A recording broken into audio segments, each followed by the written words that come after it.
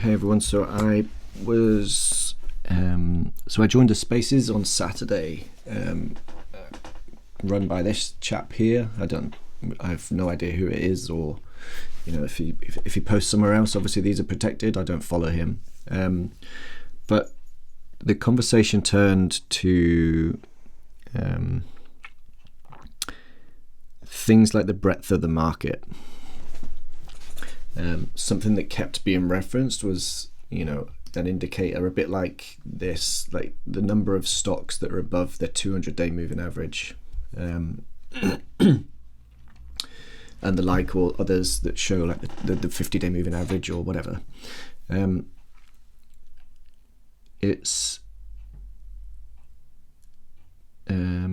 So this has been interesting me for a little while, because as people who follow me know, I've been putting together a way of trying to find the components inside of the S&P 500 that are showing strength on what I use, which is momentum and trend, and trying to capture those out with just being long the S&P 500, and trying to do that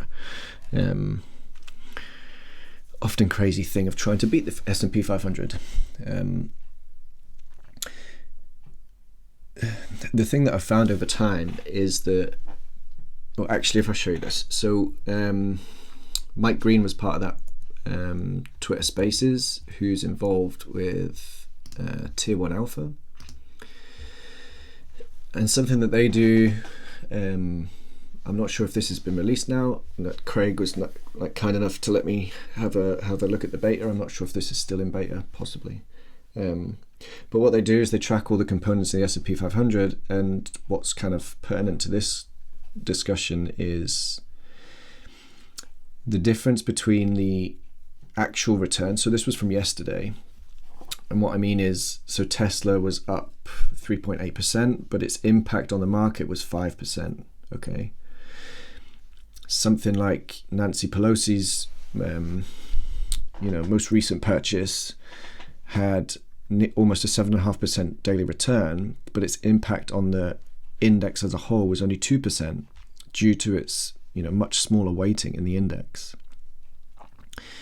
But then if you go down the list, something like Nvidia, which was only up 0.4%, give or take, had a 1.6% because of its larger weighting on the index. And if we go the other way, the larger components, obviously Google had, was down nearly 5%, which because of its weighting had, a much bigger impact on the market. But even something like Microsoft and Apple being down, less than 1%, had a large impact on the move of the day for the index as a whole. Okay. So the point I wanted to make, because I've been hearing it a lot, because it's, like anything on Twitter, people want something simple, often a picture, of a simplified indicator, because it will get a lot of attention. I'm not trying to say that these things don't work and don't have a place. I'm just saying that these are simplifications, okay?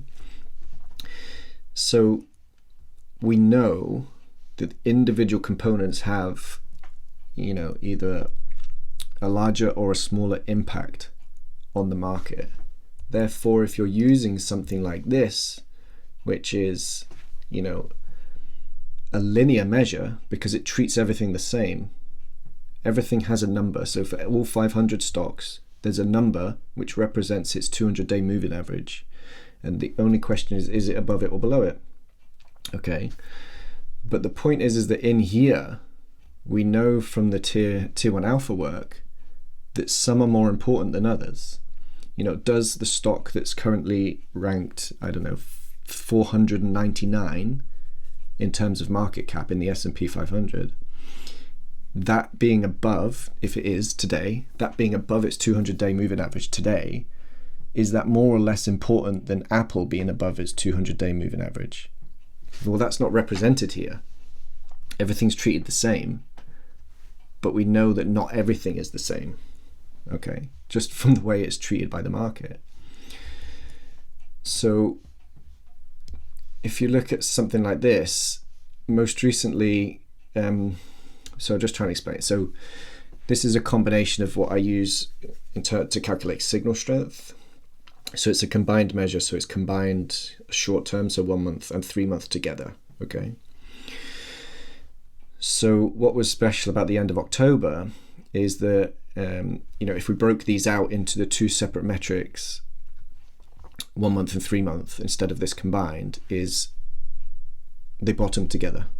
So the way I was explaining it at the time was that all of the components of the S&P 500, not all of them, a large proportion, about 70 to 75% of the S&P 500, were all at a point in terms of signal strength where they just couldn't really get any worse.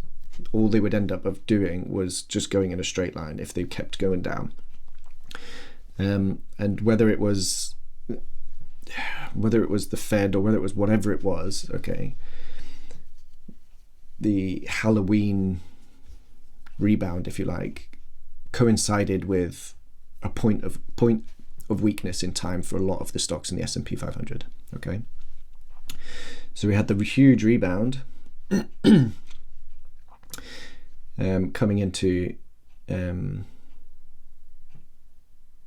January, and at that point the 1 month basically went from all the way negative to all the way positive, the highest it could be for a lot of stocks. Okay, so as we moved through January, if you look at the S&P 500, it went, for all intents and purposes, it went sideways for in between the two OPEX dates of December the 15th, give or take, and January the 15th or 16th. The market moved sideways. It didn't really go anywhere. And that was because we had this kind of dispersion going on in between, where some things were, coming into a period of weakness, and other things were being strong at the time. So what this is, this dark blue line here is the combined median score for all 500 stocks. Well, 503, because things like Google have two, what's it called? Fox and News Corp, is it? News, whatever it is. They also have two listings in the index. So the others, these are the sectors. But again, so this for energy is the median score of the 23 names that are in the energy sector. For tech, it's the median score of the 70 or 72, 73 names that are in the technology sector. So I'm not trying to say what the market is or is not going to do. That's not the point of what I try and do. What I try and do is look at all of it, so I can break this down into subsectors, so I can break technology down into just semiconductors, and I can look at the individual names. But the point I'm trying to make from this measure being a linear measure where it treats everything the same, even though we know that not everything is the same or treated the same by the market.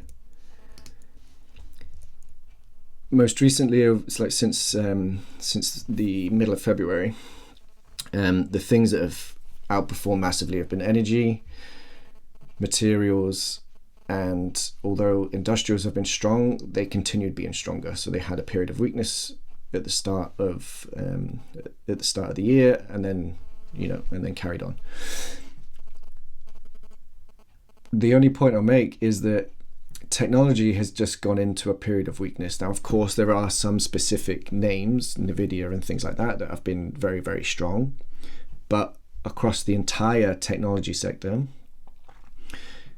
it has shown a sign of weakness. It hasn't been the 1 and 3 month momentum and trend have not been as strong as they have in the past. Okay, so they've had a sign of weakness. What we have to consider is that the things that are probably in technology, okay, so let's say there's 75 names in here. There's energy, there's about 22, 23. Materials, again, about 22, 23. And industrials have about 75. Okay, so we have 75 names in here. And we have let's say 125 names between these three, the sectors that have been doing well.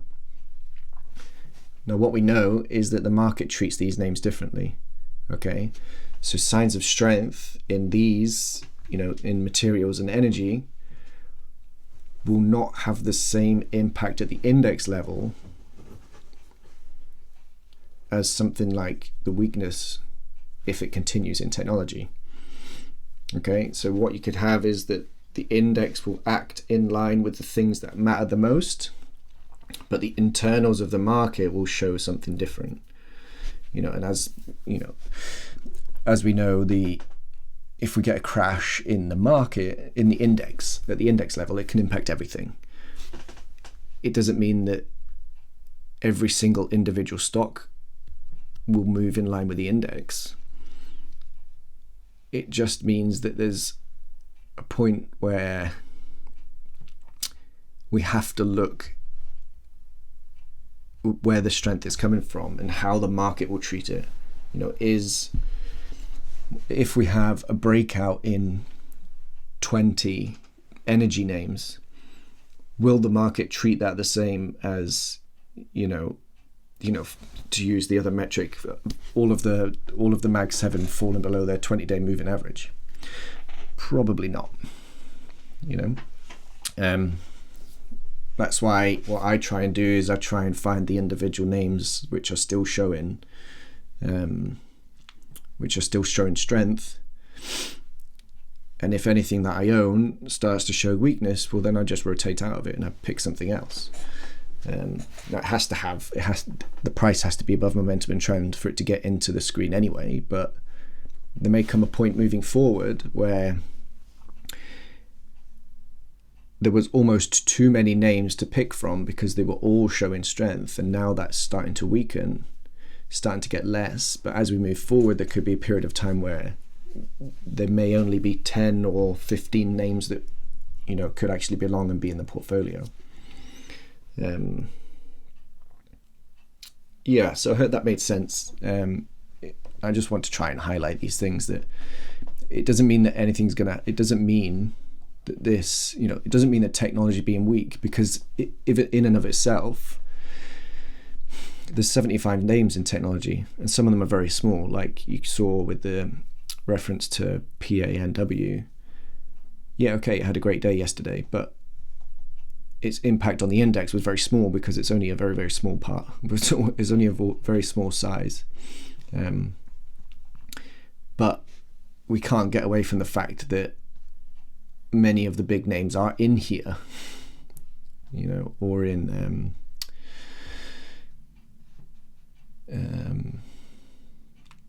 comms is also weakened.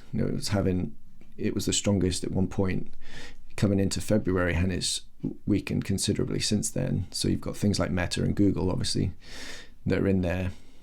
Where's discretionary? So discretionary is actually doing well, even given Amazon and Tesla. But that's my point. What we have to do is sometimes you can't get away, and it possibly the most important points, you can't get away from having to look at the complex things by using very simple metrics. Very simple metrics are good to post all over Twitter and to get a lot of attention potentially, but if you need to try and manage your way through a potential turn, you have to be looking at all of it. There's certain points in time where you can't get away from the fact that you have to be looking at everything. There might be times in between where you don't have to look at everything. You can use one or two simple metrics because you don't want to overcomplicate it and actually get yourself out of things that are staying above trend. But then, like I just said, there's certain points where you need the complexity. You need to try and get your way through the complex stuff, or instead of looking at the S&P 500, you have to look at all 500 of the tickers. But yeah, we'll see.